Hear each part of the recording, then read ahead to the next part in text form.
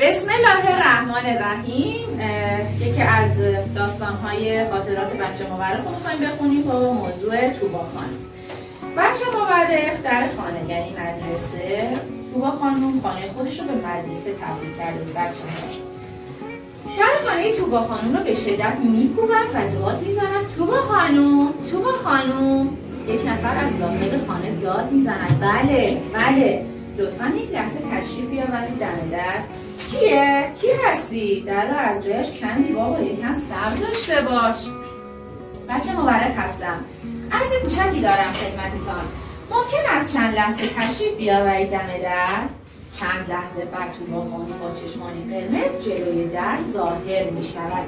این چه طرز در زدن است بچه جان؟ بچه مورخ آب دهانش رو قورت می دهد.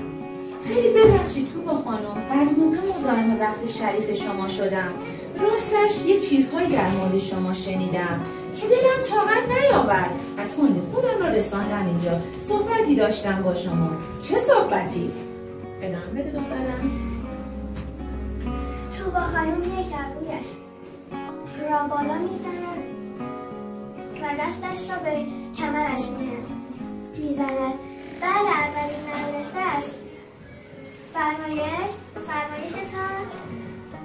بچه مورخ ترسان و لرزان به توبا خانم پرجذبه نگاه می‌کند و تومار تاریخش را بر جلوی چانه لرزانش می‌گیرد.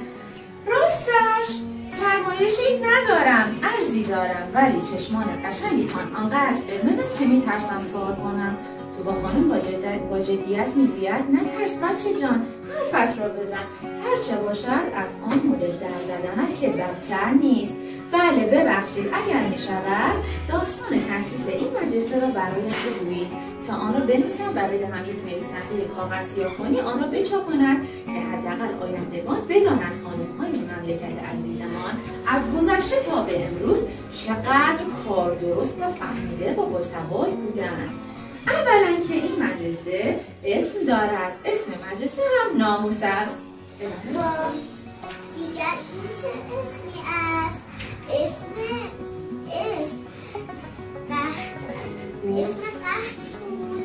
نه نبود. در سال 1282 خورشیدی که اولین مدرسه دوشیزگان تهران را تأسیس کردند. اسم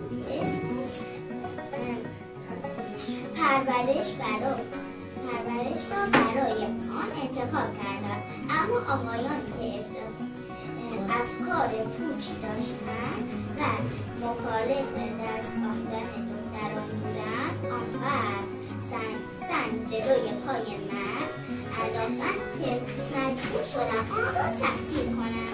مثلا چه سنگی انداختن؟ مثلا اینکه مردم رو علیه من تحریک میکردن و میگفتن درس خواندن زنان و دختران یک فاجعه بزرگ است. تازه از نادانی و تعصب بیجای بعضی از مردم استفاده کردن، حتی مدرسه رو آتش زدن.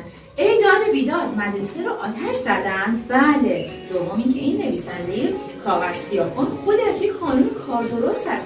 پس حواست باشد درباره‌اش چه میگویی. خیلی ممنون توبا خانم عزیز، با تشکر. بله چشم، دیگر حواسم رو جمع کنم. بعدش چه اتفاقی افتاد توبا خانم؟ بعدش من کلی تلاش کردم و با خیلی ها مذاکره کردم تا دوباره مدرسه را راه بیاندازم.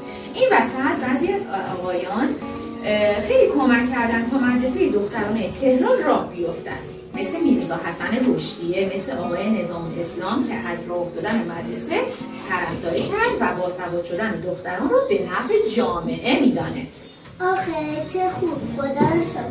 ولی این وسط اگر گوشه و ذکافت من هم نبود هیچ وقت به هدفم نمیرسیدم. بچه جان چطور مگر تو